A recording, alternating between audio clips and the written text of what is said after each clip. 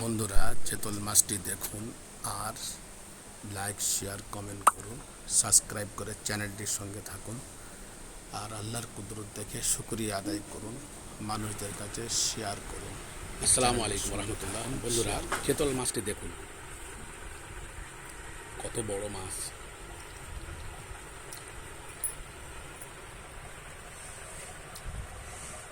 এখনো জ্যান্ত আছে।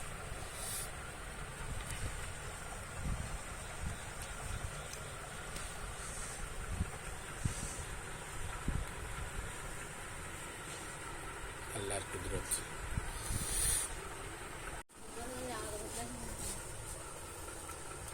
কত বড় মাছ, আল্লাহর কুদরত, মাশাআল্লাহ।